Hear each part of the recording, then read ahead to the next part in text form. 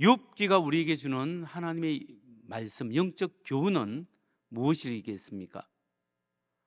세 가지로 요약할 수 있는데, 첫 번째 욥기가 주는 교훈은 하나님 앞에서 의인도 고난 받을 수 있다라는 사실입니다.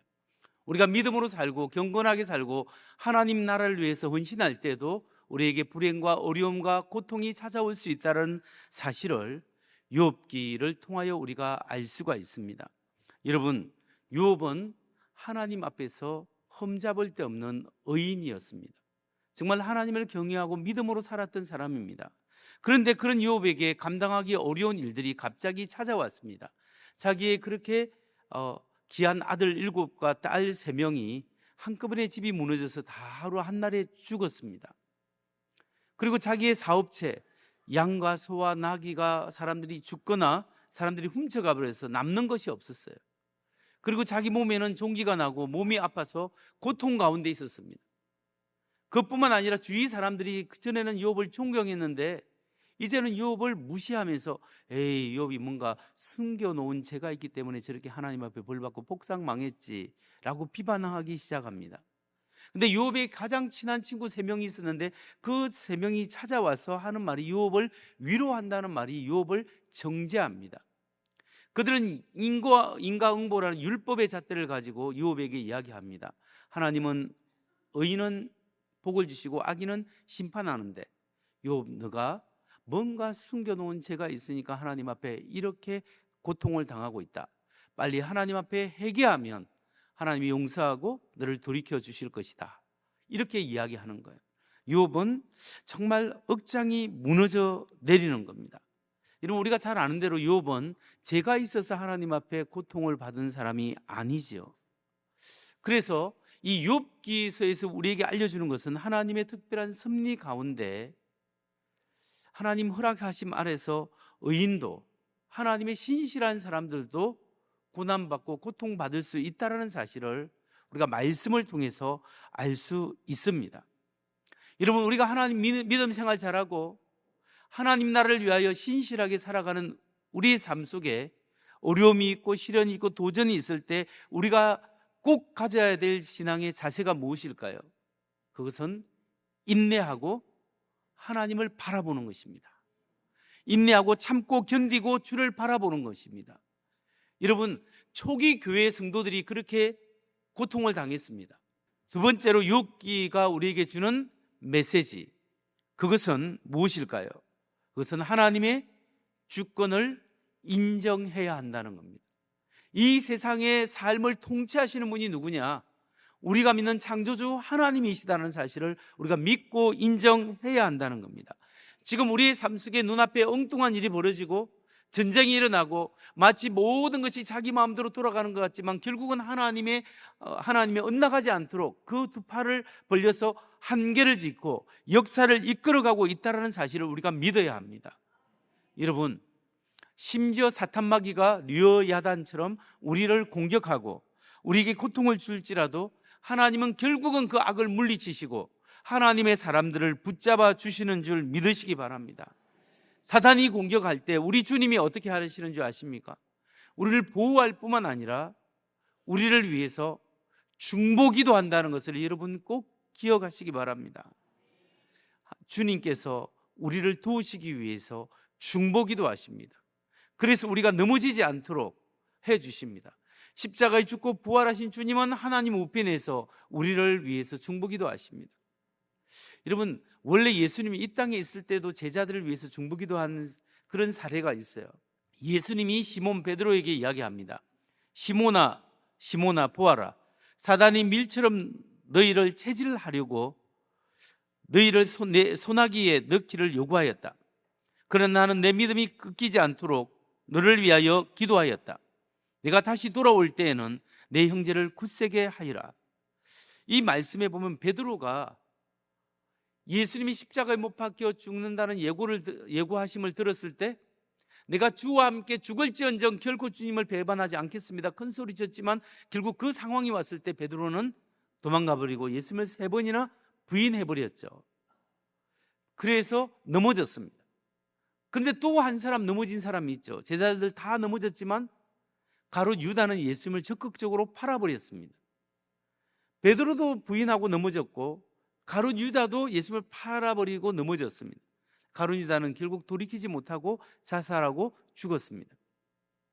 근데 베드로는 넘어지고 후회했는데 주님 앞에 돌이키고 다시 한번 하나님 앞에 회개하고 돌아와서 위대한 하나님의 예수님의 사도 제자가 되었습니다. 어떻게 그렇게 되었을까요? 물론 예수님께서 베드로의 마음 씨앗을 보았고 가룟 유다의 마음 씨앗을 봤습니다. 가룟 유다는 어떤 상황이 놓아놔도 다시 돌아오지 않을 사람이에요. 근데 베드로는 하나님 앞에 돌아올 수 있는 마음의 구석이 있는 거예요. 하나님을 사랑하는 마음이 있는데 육신의 연약함 때문에 넘어지게 된 거예요. 예수님이 미리 아시고 미리 중보 기도를 한 거예요. 그 예수님의 기도 때문에 베드로는 다시 한번 하나님 앞에 세컨 찬스, 두 번째 기회를 얻게 된 거예요. 그래서 하나님 앞에 온전히 헌신할 수 있었다라는 거예요. 여러분, 우리 주님이 우리를 위하여 지금도 기도하시고 성령님이 기도한다는 사실을 믿으시기 바랍니다. 여러분, 하나님이 세상을 통치하시는데 하나님의 통치는 인간의 지혜로 다 이해할 수 없는 신비입니다. 우리가 하나님의 역사를 다 알 것 같지만 알지를 못합니다. 마치 어린아이가 부모의 심정을 다 알지 못하듯이 우리가 하나님의 신비로운 현상, 왜 하나님이 내 삶 속에 이런 일을 하게 하시는가 라고 생각하지만 그 하나님의 이치를 우리는 알 수 없습니다. 그러나 우리가 믿어야 할 것은 하나님이 반드시 역사를 주관하시고 나의 삶을 주관하고 나의 삶을 붙들고 계신다는 것을 우리가 믿어야 한다는 사실입니다. 하나님이 나의 삶을 붙잡고 있다, 이걸 믿고 담대히 나아가는 우리 모두가 되기를 주의 이름으로 축원합니다. 지금 우리는 두 가지 유혹기서의 교훈을 살폈습니다. 하나는 신실한 신앙인이라도 고난이 찾아온다. 다른 하나는 하나님이 주권적으로 통치하고 계신다는 것. 그리고 이제 세 번째로 우리가 살펴봐야 할 것은 우리가 고난 속에서 하나님의 주권을 믿는다면 우리가 해야 할 일은 무엇인가? 하나님이 주권적으로 통치하고 계신다면 우리가 가져야 될 신앙의 자세가 무엇이겠습니까? 그것은 세 번째, 하나님과의 관계에 집중해야 한다는 겁니다. 하나님과의 친밀한 관계를 유지하기 위해서 우리가 노력해야 합니다. 여러분, 하나님은 사물이 아닙니다. 하나님은 물건이 아니에요. 하나님은 우리처럼 인격인데 우리보다 더 완벽한 인격이에요. 하나님의 인격 앞에 이 부족한 인격이, 불완전한 인격이 하나님을 갈망하고 하나님을 닮아가고 하나님과의 만나고 친밀하면 친밀할수록 이 부족한 인격이 다듬어지고 하나님의 온전한 은혜와 사랑을 경험할 수 있는 겁니다. 그렇기 때문에 여러분, 우리가 어려운 가운데 해야 할 것이 뭐냐면 하나님을 갈망하는 거예요. 여러분, 욥의 친구는 욥을 도와준다고 했지만 도와줄 수가 없었습니다. 왜냐하면 그 사람들의 사고관에는 율법주의라는 게 있었습니다. 율법 자체는 나쁜 게 아니에요. 왜냐하면 하나님께서 우리 인간에게 이스라엘 백성에게 율법을 주셨는데 이유가 뭐죠? 하나님을 만나는 길로 율법을 주시는 거예요. 죄 사함을 받고 거룩함에 이르는 길로 주시고, 율법의 정신, 근본적인 핵심은 뭐냐면 사랑과 하나님의 사랑과 자비예요. 그런데 욥의 친구들이 생각한 것은 율법의 그 틀만 가지고 그것만을 가지고 있고 그 틀의 제일 기초 중요한 것은 사랑과 자비심인데 사랑과 자비심은 빼어버리고 욥을 불쌍히 여기고 그게 공감하고 동정하는 마음은 빼어버리고 율법의 잣대로 친구를 판단하고 비판하고 그것을 자신의 눈에 들보가 있으면서 다른 사람의 눈에 있는 티를 비판하게 된 결과를 가져왔다는 거죠. 욥은 어려움과 고통 속에서 단 한 가지 욥이 붙잡고 있었던 게 있었습니다. 욥도 실수를 했습니다. 너무 힘들고 어려우니까 하나님 앞에 하소연하기도 하고 하나님 앞에 불평하기도 하고 하나님에 대한 이해를 잘못하기도 했습니다. 그럼에도 불구하고 욥이 자기의 잔잔한 실수에도 불구하고 욥이 끝까지 고수하고 취했던 하나의 자세가 뭐냐? 그것은 하나님을 갈망했다라는 거예요. 하나님의 인격을 믿었고 하나님을 갈망했습니다. 하나님을 좀 만났으면 좋겠다. 하나님을 좀 배웠으면 좋겠다. 하나님을 갈망했기 때문에 결국 욥은 하나님을 만났고 하나님으로부터 인정받는 신앙으로 하나님 앞에 여김을 받았다라는 거예요. 성도 여러분, 우리가 여러 가지 어려움, 생활 속에 어려움을 경험하면 정신이 없어요. 당신의 눈앞에 있는 불을 끄기 위해서 힘들고 마음의 상처도 받고, 어떻게 저 사람이 나에게 이럴 수 있는가, 어떻게 상황이 이렇게 돌아갈 수 있는가, 막 정신이 없습니다. 그런 가운데서도 우리가 반드시 놓치지 말아야 될 것은 하나님을 갈망하는 마음이에요.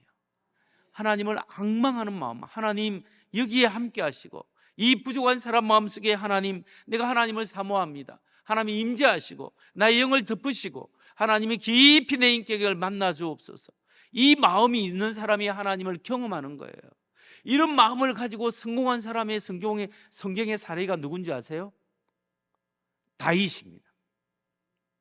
다윗이 10여 년 동안 사울 왕으로부터 쫓김을 당하고 때로는 광야에서 먹을 것이 없이 돌아다니고, 자기 혼자만 고생한 것이 아니라 나중에 처자식이 있었고 자기를 따르는 사람들이 있었어요. 하루아침에 이 사람들이 물이 없는 광야에서 목말라 죽고, 먹을 것이 없는 광야에서 배고파 죽고, 추위와 더위 속에서 고생할 수밖에 없고, 사울 왕에 붙잡혀서 다 몰살당하는 위기를 여러 번 경험하게 되었습니다. 그런 엄청난 가운데서 다윗이 하나님을 향하여 딱 한 가지 가지고 있는 신앙이 뭐냐? 하나님을 갈망했다라는 것.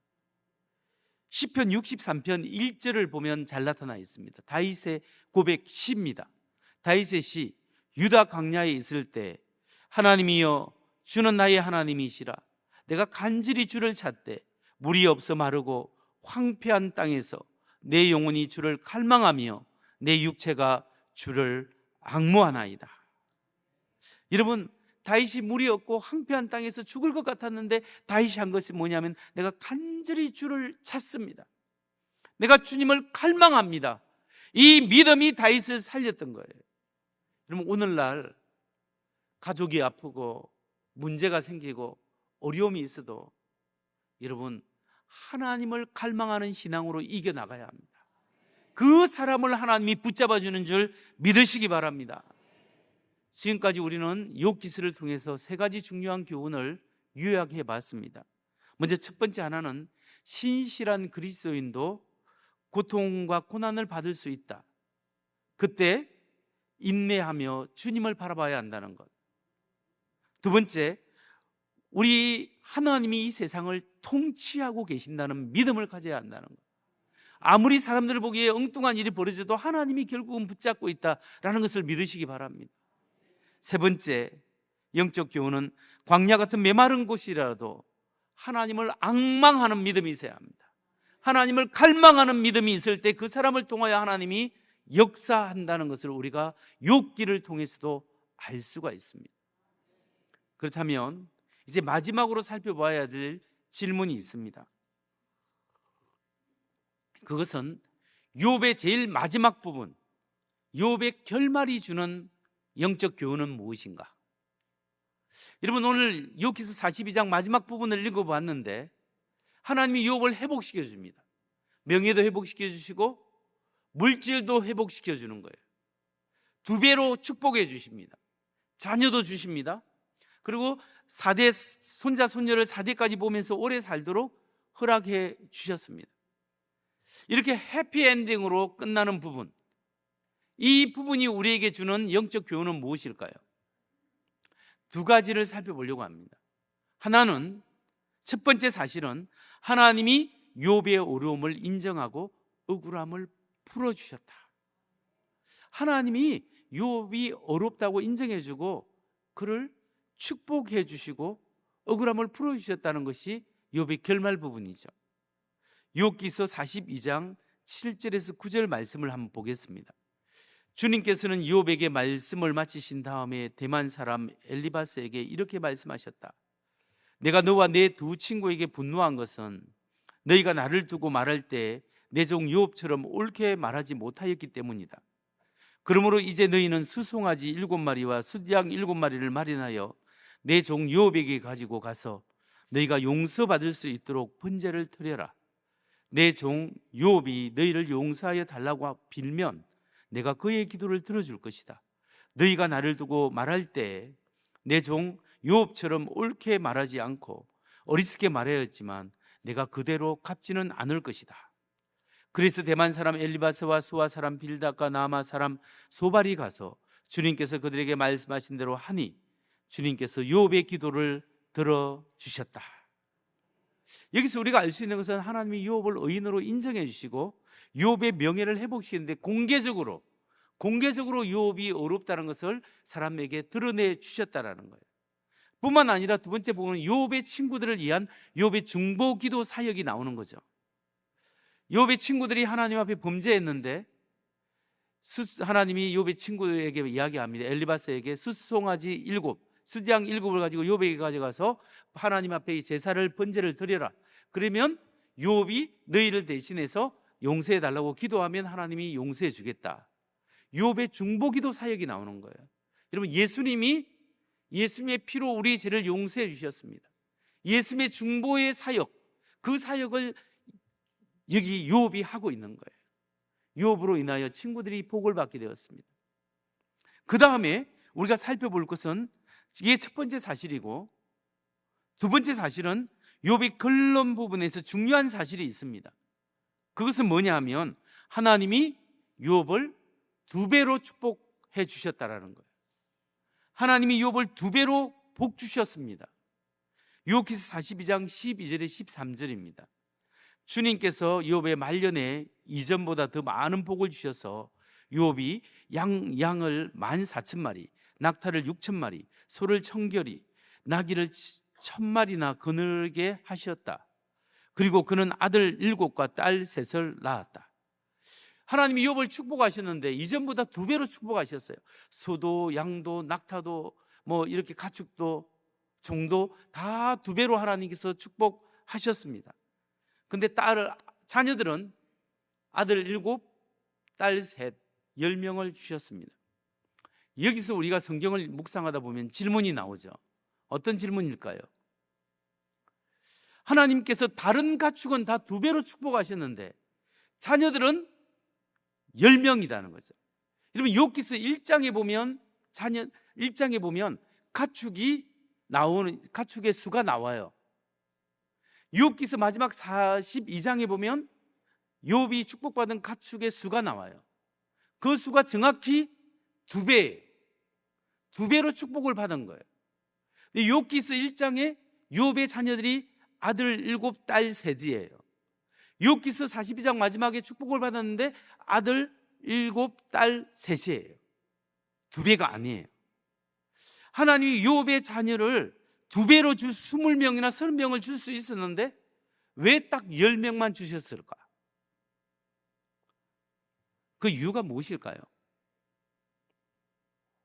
우리는 2가지 의미를 생각할 수 있습니다. 하나는 욥의 10명의 자녀는 욥의 기억이면서 동시에 하나님의 아픔이다. 욥의 기억이면서 동시에 하나님의 아픔이라고 볼 수 있습니다. 하나님이 욥의 자녀를 20명을 주지 않고 10명을 주신 것은 욥이나 우리로 하여금 생각하게 합니다. 욥의 자녀가 10명 있었지. 그 애들 10명이 죽었지. 10명의 자녀를 생각하게 해주지 않습니까? 살아있는 10명의 자녀를 보면서 죽은 10명의 자녀를 생각하게 되는 거예요. 어쩌면 욥에 대한 하나님의 아픔을 이것으로 표현하고 있는 겁니다. 하나님이 욥에게 자녀들을 20명 주고 30명 주고 40명 주고 그냥 애들을 그냥 많이 낳아서 북적북적해서 정신없이 그냥 애들하고 같이 살게 해서 모든 10명을 잊어버리게 다 할 수 있는데 하나님이 그렇게 하지 않고 딱 10명을 똑같이 주셨거든요. 이건 뭐냐 하면 하나님이 욥의 아픔을 기억하고 있다는 거예요. 회복시켜 주셨지만 가축은 2배로 회복시키지만 내가 욥아, 나의 뜻이 있어서 너에게 시련을 주고 너의 자녀가 죽었지만 내가 너의 마음을 알고 너의 아픔을 기억하고 있다. 나도 아프단다 하고 지금 욥에게 말씀하고 있는 거예요. 하나님이 욥의 아픔과 상처를 내가 잊지 않고 기억한단다 라는 메시지가 여기가 있는 거예요. 또 다른 하나의 메시지는 뭐냐면 유업의 10명의 자녀는, 나중에 나온 10명의 자녀는 유업에게 새로운 축복이라는 겁니다. 2배의 축복. 왜냐하면 살아있는 자녀와 죽은 자녀를 합치면 2배의 복입니다.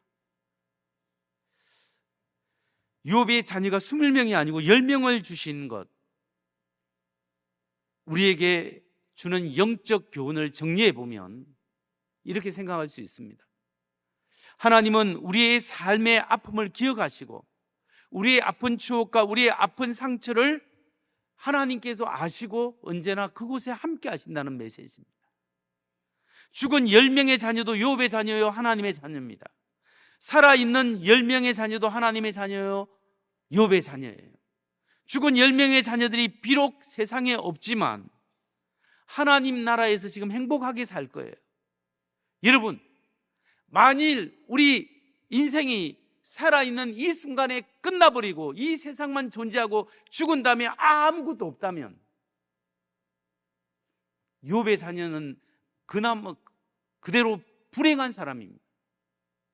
그런데 인생이 여기서 끝나지 않고 하나님의 관점에서 볼 때 이 세상뿐만 아니라 영원한 삶이 있어요.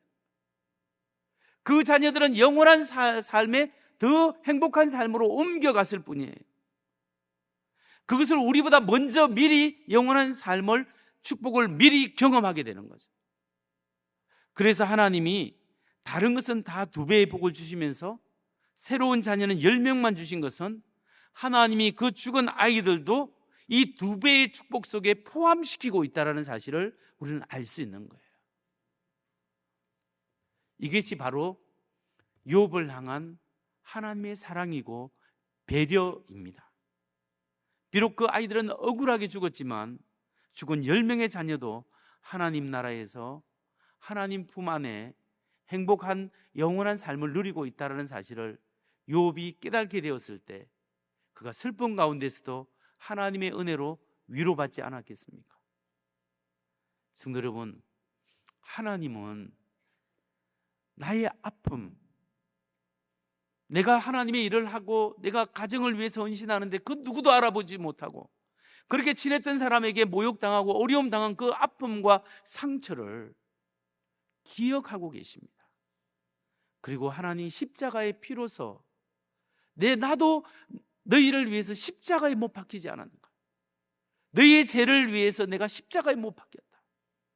그래서 너희의 죄를 용서하고 그리고 너희의 아픔과 고통을 내가 기억하고 함께하노라.